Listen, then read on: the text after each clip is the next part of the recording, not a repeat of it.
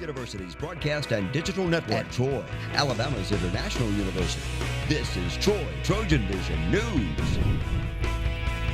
Hello and welcome to Troy TrojanVision News for January 23rd, 2017. I'm Samantha Charles. And I'm Sarah Singletary. Thank you for joining us this evening. Troy residents had a rocky start to their weekend as storms rolled through town early Saturday morning, knocking out power and blocking roads. And while Troy did not have it as bad as some other parts of the southeast, there was at least one resident who was happy he got an early start to the morning. If I had slept in, I might have been in trouble. It started as a normal Saturday morning for Troy resident Taylor Adams. Then the storm rolled in, sending a tree crashing through the ceiling of his bedroom. It just starts pouring down, wind starts going crazy. The next thing you know, you just start hearing that tree snap. And I'm like, oh no, please don't be what I think it is. Sure enough, I see that wind hitting that tree and I see it. It was weird. It was like kind of like that adrenaline rush just started kicking in. Everything just saw it slowly coming down, and next thing I know, as soon as it comes down, everything just gusts. Yeah, it was pretty out there. Adams seems to have gotten the worst of Saturday morning storm damage, although the city did not make it through the morning unscathed. Crews like the one behind me worked throughout the morning and into the afternoon, restoring power and clearing fallen trees following Saturday morning's storm. A couple of the biggest things that are going on right now is on George Wallace Drive. We lost a big tree, hit a power line on George Wallace Drive, closing the road. So we're in the process of getting that back up and going. They're working on that right now. We had 2 trees go down on George Wallace that got into lines. And probably the worst damage to happen on the Troy University campus was a large tree at the entrance of Janice Hawkins Park that was split in half.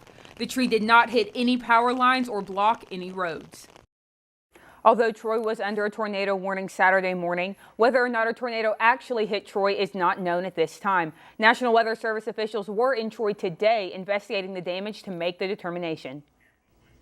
And before the storm hit, Troy residents celebrated the opening of the first business in the brand new Park Place shopping center. And there was no raining on that parade of people lined up to be some of the first to check out the city of Troy's Publix grocery store. The city of Troy welcomed Publix to the Park Place shopping center Saturday morning. The grand opening included appearances by local pageant queens, city council members, and of course, a ribbon cutting. And once the ribbon was cut, excited shoppers flooded the aisles of Publix for their Saturday morning grocery shop. I had the chance to stop a few of them and find out their reactions on the new store. I actually called my dad as soon as I got in here to tell him about the Publix and how great it was, because I was really excited about it. Because we have 2 by our house, so like coming down here was really great just because I just feel like I'm back home walking in here. Usually shopping at Publix means that I would be out of town shopping at Publix. Now I can shop at Publix in town. It's a very exciting convenience. Oh, I think it's great. I think it's really going to help build up Troy. I think it's going to bring more people in to shop at Publix that doesn't have a Publix in the surrounding area. And although Publix was the star of the show Saturday morning, Troy Mayor Jason Reeves says this grand opening is only the beginning. They provide an incredible foundation for new growth. We've got great local businesses and things have been good for a long time, but they can be better, and we think we're going to be able to make them better, and we think this is a beginning part of that process. Mayor Reeves says that residents can expect the next business in the Park Place Shopping Center, Marco's Pizza, to open in the coming months. Troy's Johnson Center for the Arts is showing off a little local talent to start off the new year. Kiwanis Clark gives us a look at what is one of 3 exhibits currently on display. One of Johnson Center's lower galleries is currently showing the work of Troy artist Belinda Harrison. Harrison splits her time between being an artist and a mother, and it was that combination that encouraged the center to display her work. We consider her a find.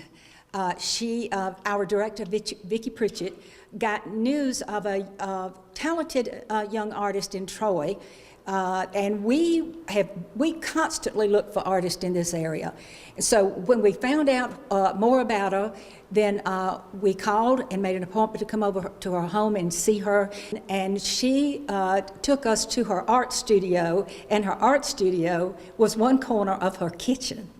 And with 3 kids running around, she's painting in a corner of her kitchen, and we see that as dedication. And the Johnson Center wanted to reward Harrison for that dedication by allowing her to display her work in a space that would bring more attention to her work. It turns out Belinda had been really inspired by Pam Smith during her years at Charles Henderson High School, and then she studied 2 years in art at Troy University, and then had to leave school because of the birth of her child.